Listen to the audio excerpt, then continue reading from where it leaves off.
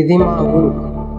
ఇక్కడే మా చిన్ననాటి జ్ఞాపకాలు, మా తాతల చెమటతో పండిన పంట పొలాలు, మా తల్లిదండ్రుల ఆశలు, మా ఆశయాలు, మా భవిష్యత్తు. చుట్టుపక్కల ఎన్నో తాండాలు, గ్రామాలు. ప్రతి ఊరికో కథ ఉంది, ప్రతి పొలంలో ఒక కుటుంబం బ్రతుకుంది, ప్రతి నీటి చుక్కలో ఒక భవిష్యత్తు ఉంది. కానీ ఈరోజు ఆ భవిష్యత్తు భయపడుతుంది. Dumping yard. హైదరాబాద్లో ఉన్న వేస్టేజ్ అంతా తెచ్చి ఒక దగ్గర వేయడం. అది సరిగ్గా మేనేజ్ చేయకపోతే గాలి, నేల, నీరు అన్నీ పొల్యూట్ అవ్వాల్సిందే. ప్రజల ఆరోగ్యం అంటారా, ఇక చెప్పక్కర్లేదు. ఇలాంటి ఒక దుస్థితి మాకు, మా పరిసర గ్రామాల ప్రజలకు, నేలకు, నీటికి, పశువులకు తెచ్చే ప్రయత్నం ఇక్కడ జరుగుతుంది. మా కోసం ఏదో చేస్తారు, మమ్మల్ని ఉద్ధరిస్తారు అని అనుకున్న నాయకులు ఇప్పుడు మా మనుగడకే ప్రమాదం తెచ్చిపెట్టారు. ఆ నాయకులపై, వారి నాయకత్వంపై, ఈ సమస్యపై మళ్ళీ మేమే ఫైట్ చేయాల్సిన పరిస్థితి తెచ్చారు. ఈ ప్రాంతాన్ని ఒక మంచి ప్రాజెక్ట్ తెచ్చి డెవలప్ చేయాల్సింది పోయి ఎవడో స్వార్థం కోసం మా బతుకులను చెత్తకుప్పల మధ్యలో వదిలేయడం కరెక్టేనా? అందుకే మా భవిష్యత్తును, మా పిల్లల ప్రాణాలను కాపాడుకోవాలనేదే ఈ ప్రయత్నం.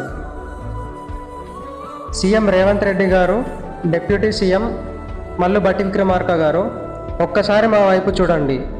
మీరు తెచ్చే ఈ డంపింగ్ యార్డుతో, దానివల్ల కలిగే పొల్యూషన్తో మా గుండెలు బీడైపోతాయి, మా ఆశలన్నీ ఆవిరైపోతాయి. మా రాతను మార్చేలా మీ ప్రభుత్వం ఒక్క అడుగు వెనక్కి తీసుకోవాలి. మా మట్టి, మా పంట, మా నీళ్లు, మా గాలిని మాతో పాటు ఇక్కడ ఇలాగే ప్రశాంతంగా ఉండనివ్వండి. మీకు కావాల్సిన కమర్షియల్ డెవలప్మెంట్ మీరే ఉంచుకోండి. మాకు మా పల్లెటూరి ప్రశాంతత చాలు. తాగే నీళ్లు, పీల్చే గాలి బాగుంటే అక్కడి జీవం కూడా బాగుంటుంది. లేదంటే ఆ ప్లేస్ చూస్తుండగానే శ్మశానాల చరిత్రగా మిగిలిపోతుంది. సిటీల్లో ఉండి ఏసీ రూమ్లో కూర్చునే మేధావులకు, పాలకులకు ఒకటే చెప్తున్నాం: పల్లెటూరు బతికితేనే మీ పట్నం బతుకుతుంది. మేము పండించే పంట మీ కడుపు నింపకపోతే కోట్లు సంపాదించినా ఆ నోట్లు మిమ్మల్ని బ్రతికించలేవు. కాబట్టి ఈ ఇష్యూని గుర్తించి అందరూ రెస్పాండ్ అవ్వాల్సిన టైం ఇది. ఎవరేమన్నా ఈ భూమి మాది, ఈ గాలి మాది, ఈ జీవితం మాది.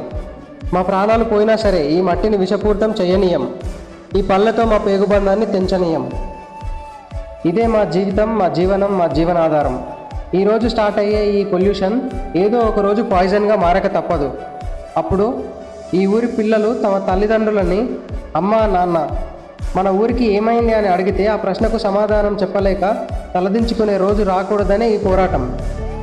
ఒకసారి చుట్టూ చూడండి. ఈ చెట్లు, చెరువులు, పొలాలు, పశువులు, పక్షులు, వాటి కిలకిల రావాలి. ఇక్కడున్న మట్టి వాసనతో సహా ఇవేవి వారసత్వంగా రాలేదు. మా పిల్లల దగ్గర నుంచి అప్పుగా తీసుకున్నవి. వాటిని కాపాడి తిరిగి ఇవ్వాల్సిన బాధ్యత మాది. అందుకే దయచేసి మీ నిర్ణయాన్ని వెనక్కి తీసుకోండి. చరిత్రలో ఒక పచ్చని ఊరిని, దాని వాతావరణాన్ని చెడగొట్టిన పేరుకు దూరంగా ఉండండి.